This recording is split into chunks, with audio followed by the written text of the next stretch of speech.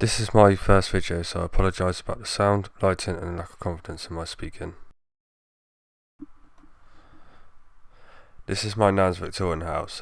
It has not been decorated in over 40 years. The air blocks were all blocked up and a leak from the outside has caused Joist to rot on the ends. I'm not a professional builder, I have self-taught myself. I know I might not be doing things the correct way and I will make mistakes. I welcome comments to help me learn and improve, and I hope I can help people to learn. Luckily, whoever done the radiators didn't fix down these boards properly, so we are able to pull them up,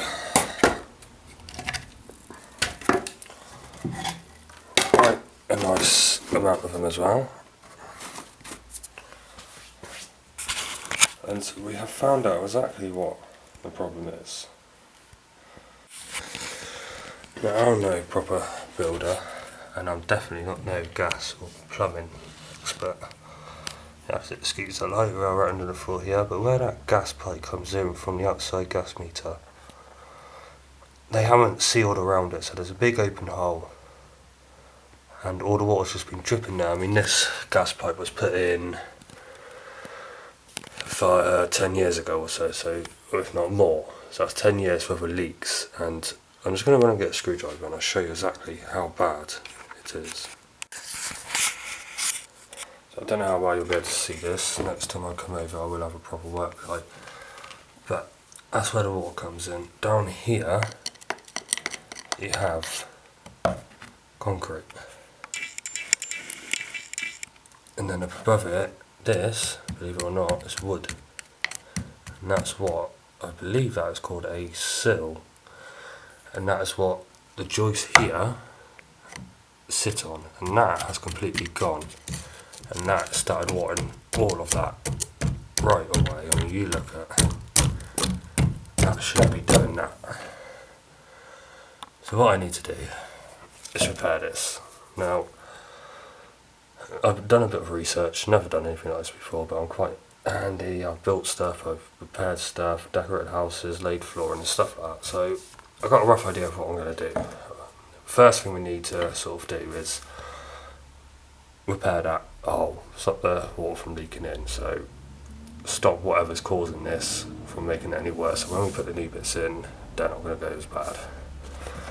And then what I need to do is rip this sill out, clean it all up, put a new one in, and then I need to sister this joist here and possibly this joist here, because that is completely rotten and unsafe. I mean, that is surprising. That's just crumbling. I don't know if you can see that at the end. That's just completely crumbling. I'm not even putting much force on that.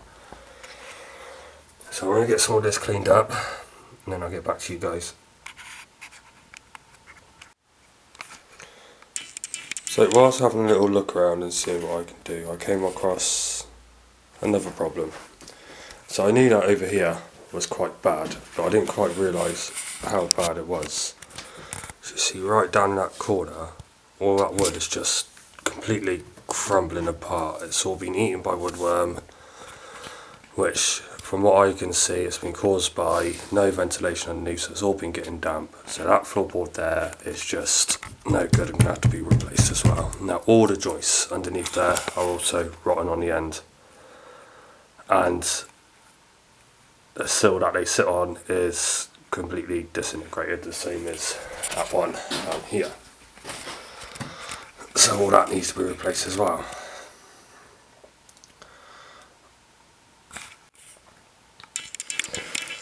So I'm going to leave this here for today. I'm going to pop out and get the materials, or some of the materials that I need to start doing all the work.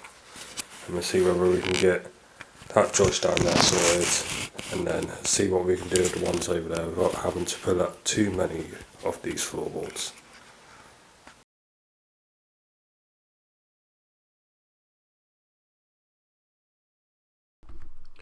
On this day I could not record speaking as I had my daughter with me, and she's one of those children that don't stop talking. Now I've got the floorboard off over by the window, and looking at all the joists and the sills, they are completely rotten. Found out what the cause is. It's because the air vent is completely blocked up. As you can see from that piece of wood there, it's just crumbling apart, so soft. So all of that is going to have to be ripped out and replaced.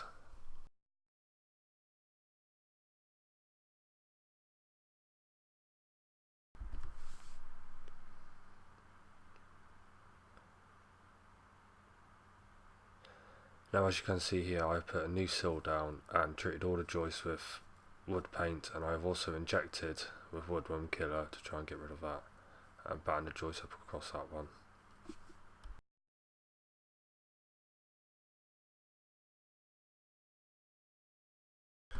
I've continued to strap new joists to the old ones to make sure that there is no bounce in the floor and to make sure they're nice and secure at the ends.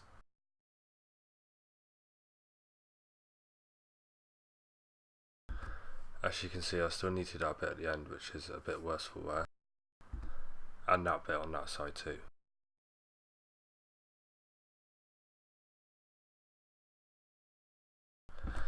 As you can now see, I've done the last one in the middle, got them nice and secure so there's now no bounce on those three middle joists.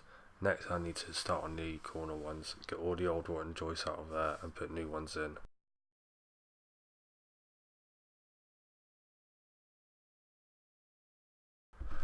So I now start on this corner over here, and you can see how bad it is when I put that screwdriver on it. The whole thing's just moving, the screwdriver's just going straight through that wood. I mean, it's not done bad considering it's over 150 years old, but it's time that it got replaced to make this floor nice and strong.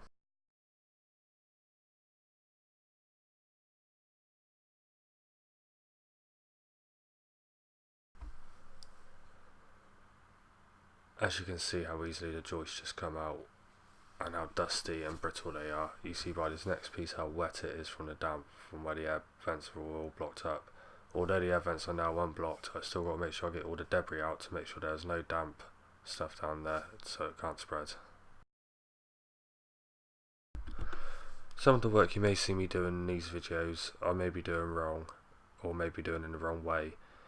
If you could give me any comments on how I can do it in the right way, or if there's anything I need to improve on, please comment down below, as it is always useful to learn new things or to realise when I'm doing something wrong.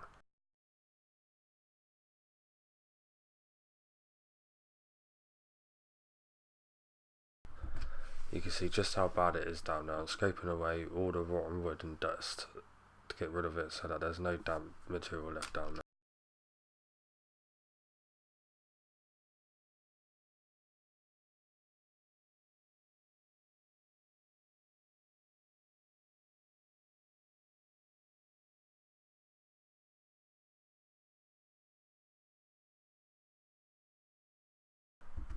Now as you can see here, I've got a new sill and a new joist in there, which makes it look much nicer than what I did before and a lot more secure. It's now really starting to come together over by the window with all the new wood in. Just got to tackle this side down here now, which is probably the worst side out of it all.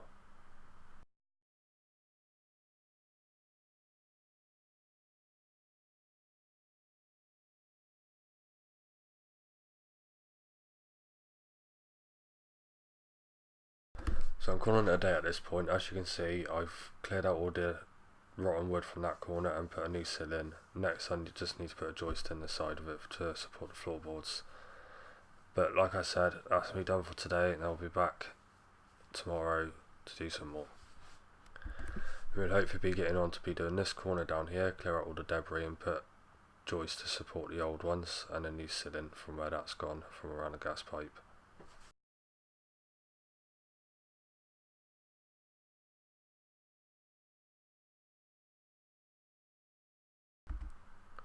And then hopefully we can get over to that corner and get that corner done as well.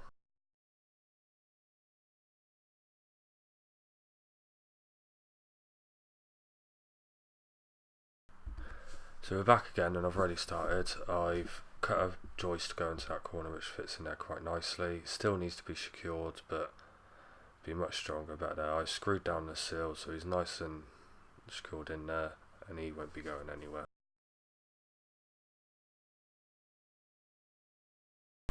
As you can see here, I secured down the joist, and I've also treated him on the back and at the bottom to stop any further rotting from spreading.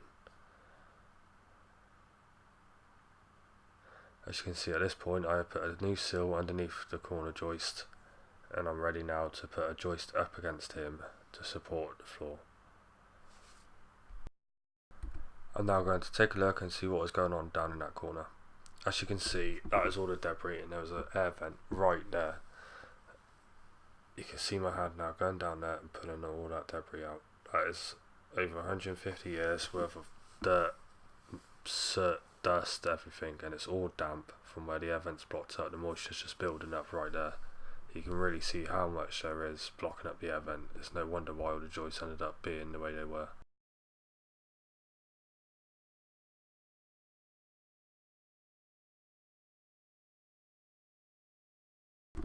It was that bad down there at this point. I could feel the damp coming through to my gloves and making my hands wet and cold.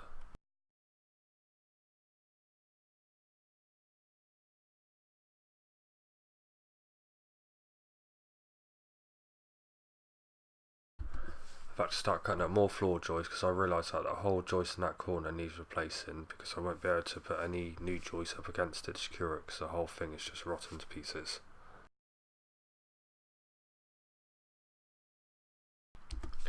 As you can see here, I've got my new joist in. He's not in securely yet as I've got no sill underneath him, but he's the right size, so just now I need to get a new sill underneath him and get him secured.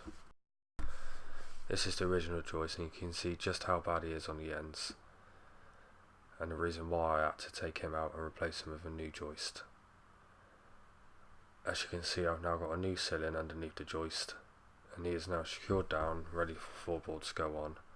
I've got to put another joist up against the joist next to him, as he has also gone rotten and he needs supporting. Thanks for watching. Part 2 will be up soon where we'll finish the floor. If you think I've done anything wrong, or if there's anything you think I need to improve on, please put it down in the comments so that I can rectify my work or improve it the next time.